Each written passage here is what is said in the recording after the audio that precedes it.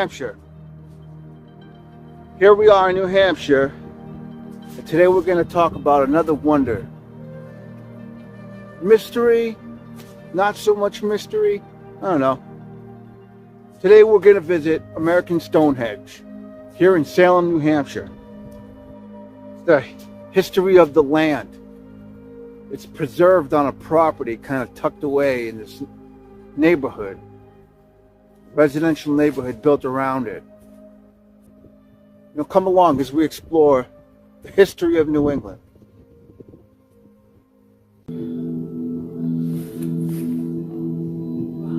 On a mysterious granite hill in southern New Hampshire rest a series of stone structures. Who built them and why?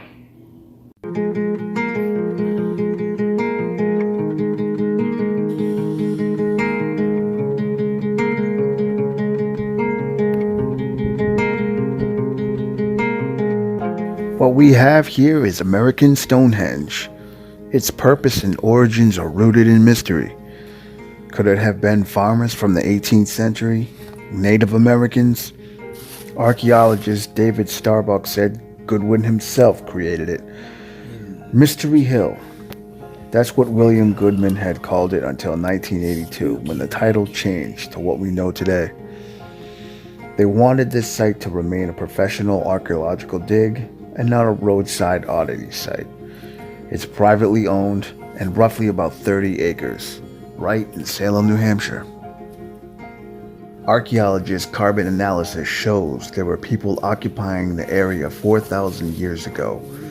In 1982, David Stewart Smith, the director of restoration, conducted an excavation of a megalith found in a stone quarry to the north of the main site.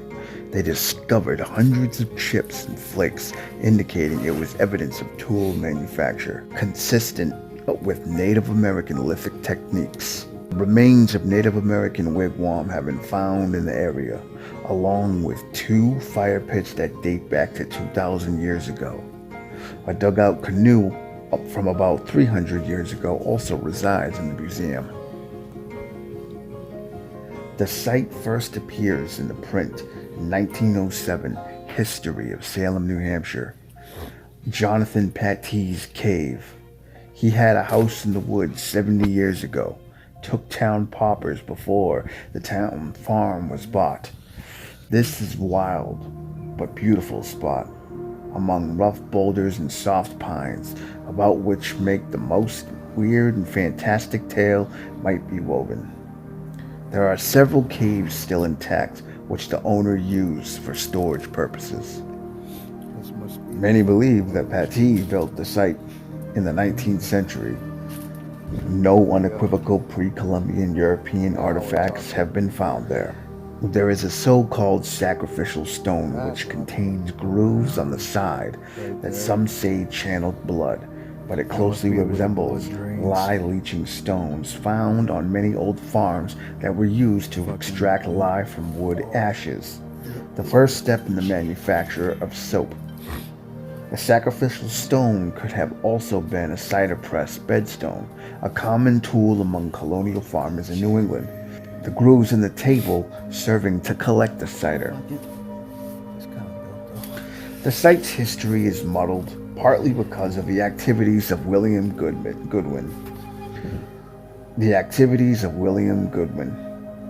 Who became convinced that the location was proof that Irish monks, the Chaldees, have lived long before the time of Christopher Columbus, and he sought to publicize the concept. He held strong belief that the site was built by Irish monks, and because of this he arranged many stones to fit in his theory. The site has been altered by stone quarrying, also by Goodwin and others who wanted to move the stones to what they considered to be their original locations. Goodwin might have been responsible for much of what we can see now. Many of the stones held drill marks from the quarrying that took place on the site.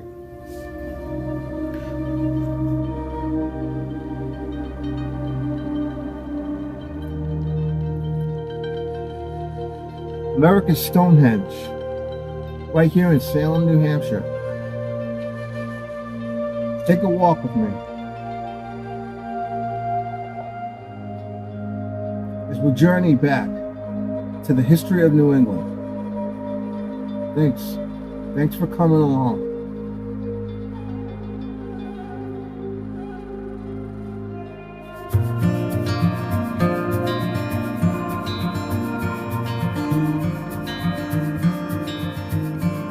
Close your eyes, get some rest. I'm by your side. Lay your head on my chest.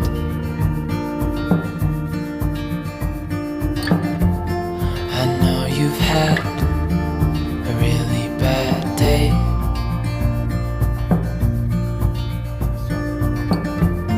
but I'm right here, it's gonna be okay.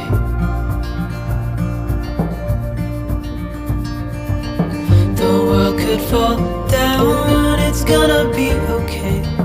The sun could go out, we're gonna be okay. If all the blue skies fade to gray, we're gonna be okay.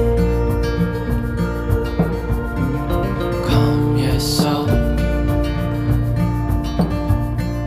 hold my hand, don't let go. I understand.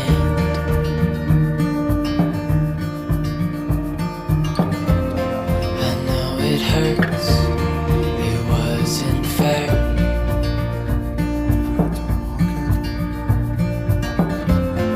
It's over now, so don't despair.